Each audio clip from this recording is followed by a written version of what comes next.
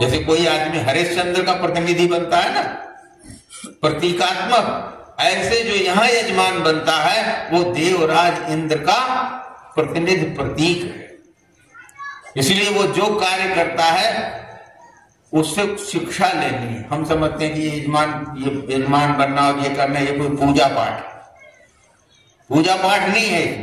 ये सारा जो है ये पाठशाला है आपकी। इसके एक एक कार्य को किसी ने, जैसे कहते हैं ना भाई ये जी क्यों करते हो, तो कहने लगे जलवायु की शुद्धि के लिए करते हैं।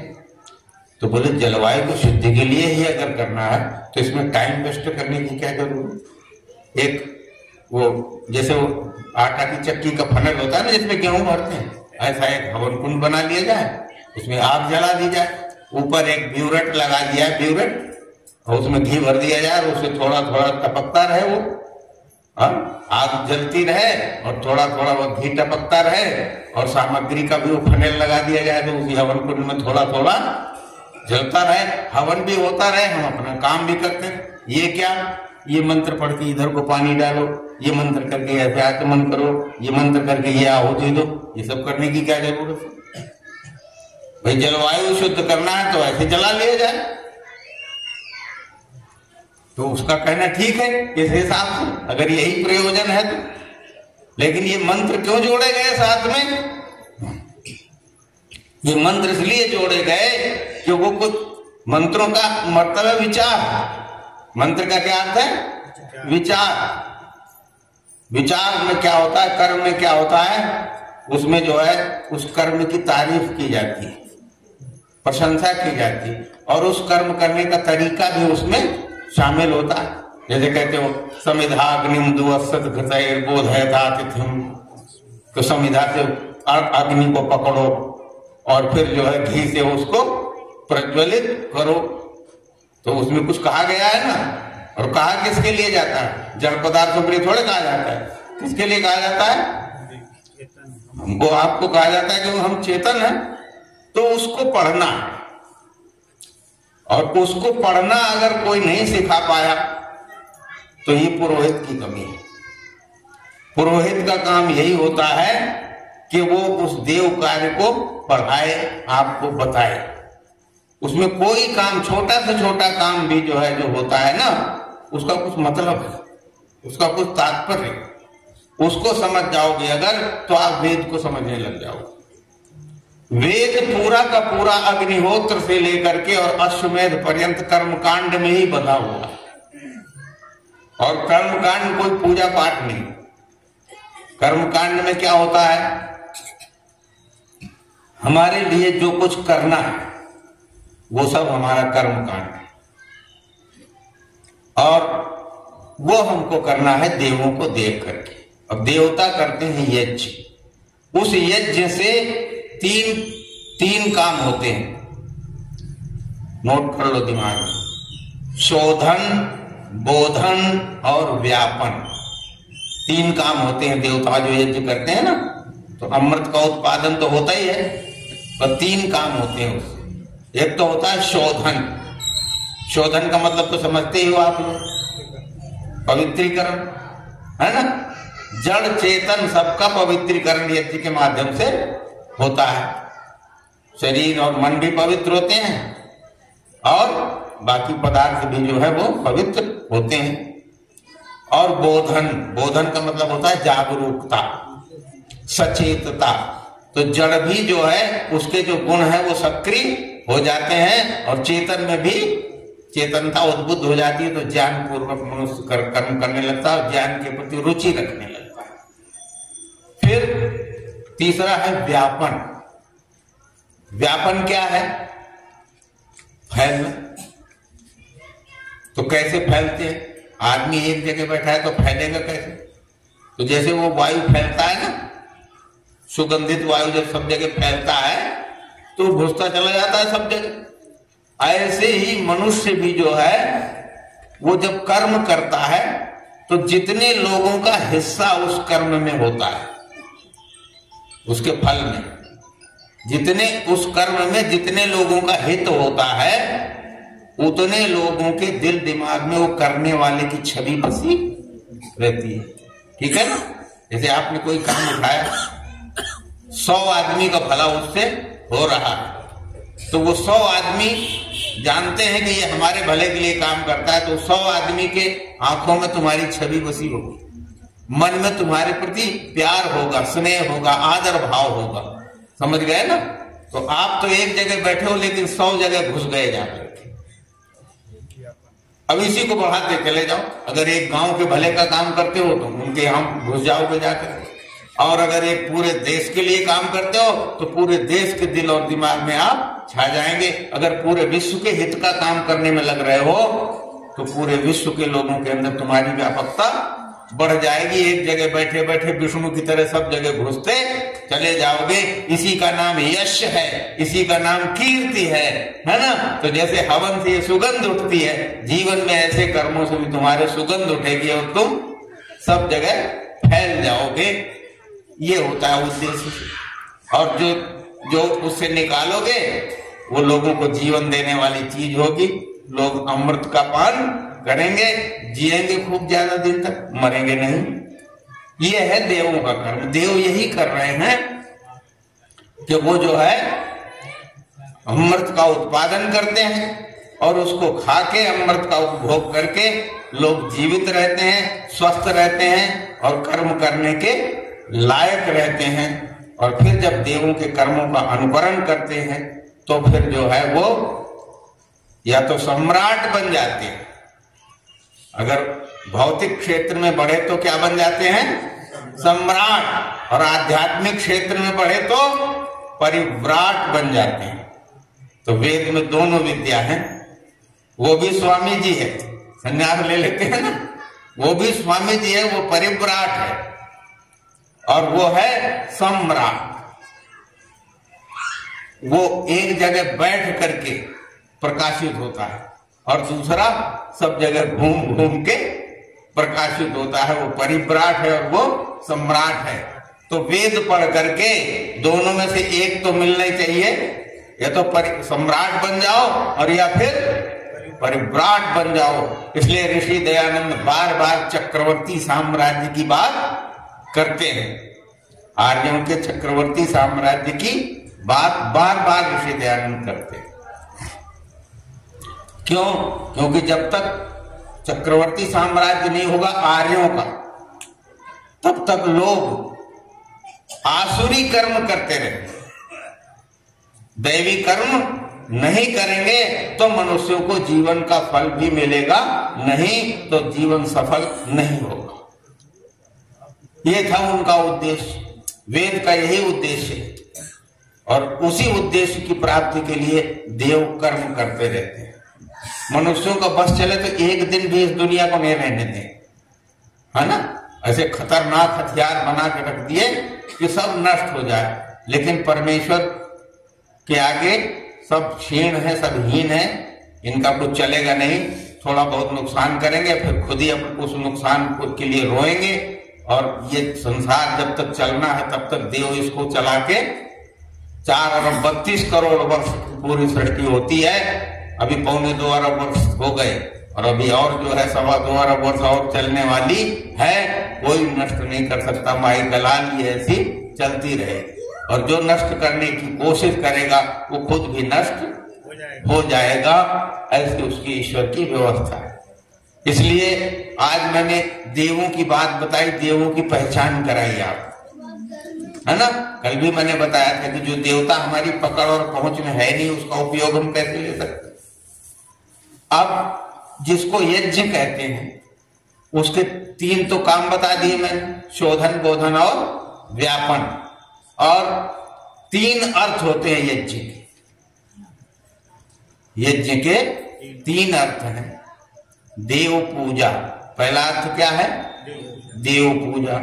दूसरा है संगतिकरण और तीसरा है दान। समझे? मुख्य अर्थ है देव का, देव पूजा का मुख्य अर्थ है यज्ञ का संगतिकरण। संगतिकरण किसे कहेंगे? संगतिकरण कहेंगे संगठित समारंभ को मिलकर किए जाने वाला कार्य जो बहुत पदार्थों को लेकर के बहुतों के द्वारा बहुतों के हित के लिए जो काम किया जाता है वो उसका नाम यज्ञ है ना। और उस यज्ञ में होता क्या है? उस यज्ञ में होता है कोई देने वाला होता है तो वो देव है। तो अब देने वाला है तो जो देता है उसका सम्मान करना पड़ेगा कि नहीं करना पड़ेगा? नल से पानी लेना है तो बाल्टी कहाँ रखोगे?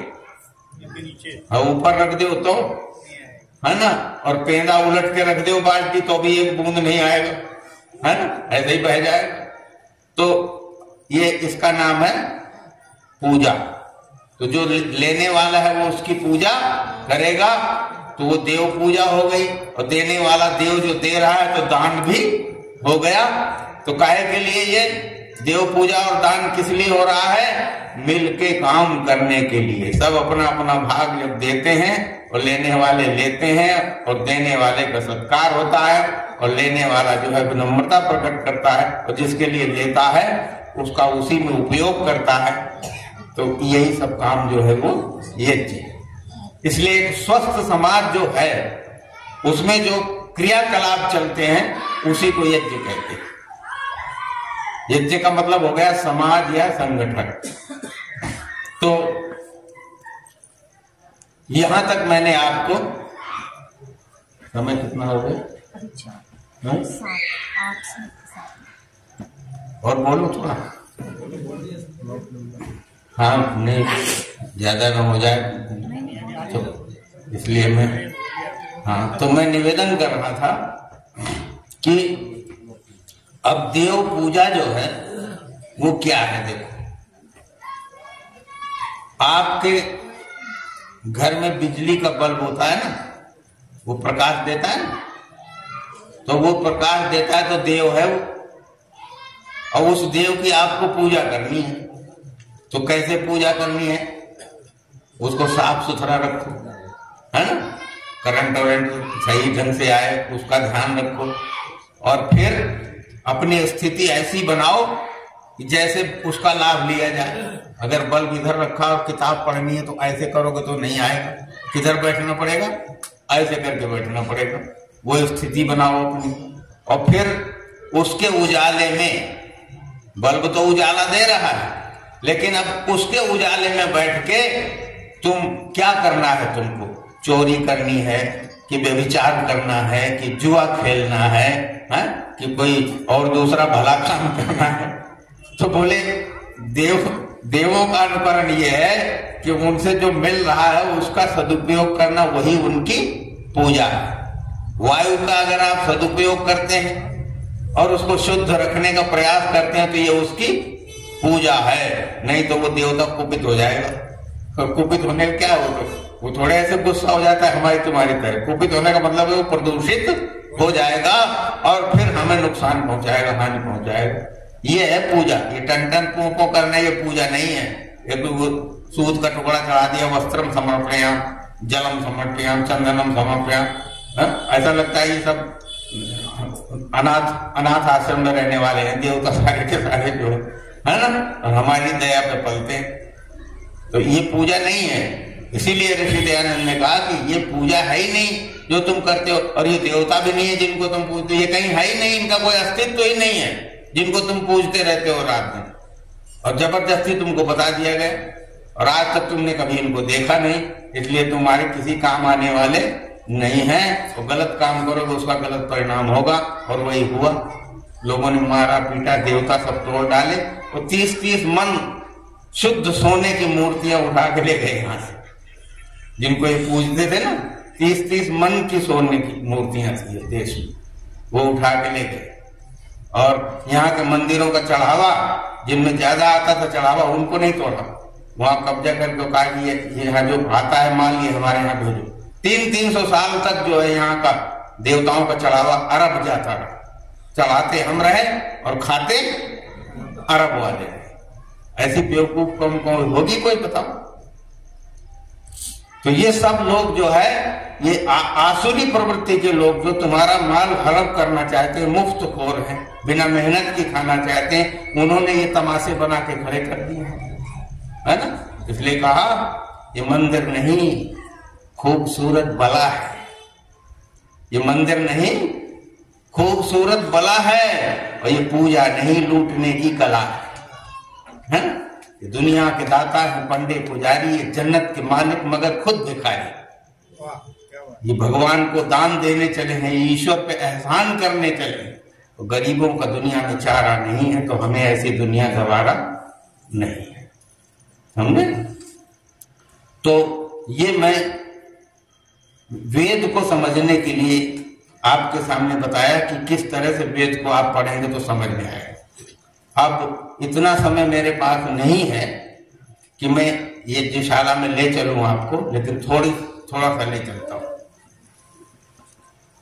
अगर समय मिला तो कल इसी बात को आगे बढ़ाएंगे। तो अब देखिए, जब यज्ञशाला में पहुंचे आप तो नहा धो के तो जाते ही। अब वहां जाके बैठ गए तो कहां से शुरू हुआ काम? काम शुरू हुआ आचमन से। आचमन में यहां जो आचमन करते हो वहां 2-3 मंत्र बोलते हो। अमृतोपस्तरणमसि। तो मेरा उद्देश्य क्या है कि अमृत के ऊपर बैठूं। मेरा बिछौना काय का हो? अमृत का। अमृत के बिछौने पे बैठूं और अमृत आपिधानम से, और अमृत का ही ओढ़ना हो मेरा। तो नीचे भी अमृत और ऊपर भी अमृत।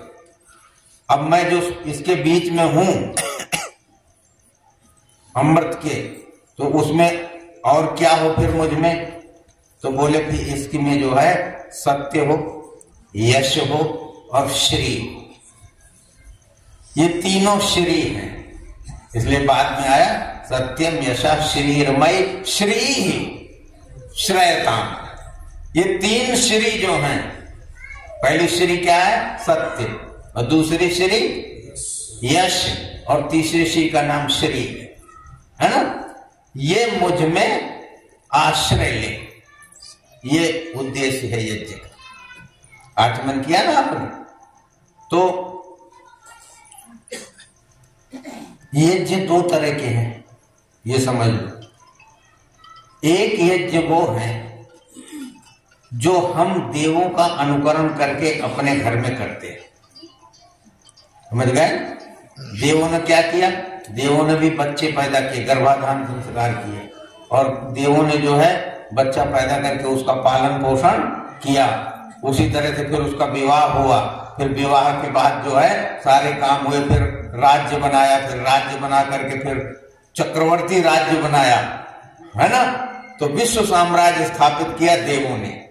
हमको भी उसी क्रम से चलना है। हमें भी जो है विवाह करना है, संतान उत्पन्न करनी। तो वो जो हम कर्मकांड हमारा है ना, जो ऋषि दयानंद ने संस्कार विधि लिखी है, वो हमारे करने के काम, यानी मनुष्यों के करने के हैं। और वो कहां से सीखा? देवों के अनुसार उसमें बताया गया कि देवों ने जैसे किया, वही मंत्र जो देवों ने वहां बोले ना, वही यहाँ जोड़े गए विनियोग में। ये बोल के ये काम करो, ये बोल के ये काम करो, फिर उनका अर्थ है। अर्थ समझ के समझोगे तो आनंद आ जाएगा। तो इसलिए इनको कहते हैं स्मार्त कर्म। क्या कहते हैं? देव कृत्यों को स्मृति में रख करके जो किए जाएं वो है स्मार्त कर्म। और जो वेद में जिन यज्ञों की चर्चा है उनको कहते हैं श्रौत यज्ञ। क्या कहते हैं? श्रौत यज्ञ। श्रुति में जिनका प्रतिपादन किया गया है वो जो है देव कृत्य हैं, इसलिए उन देव कृत्यों को कहते हैं श्रौत यज्ञ।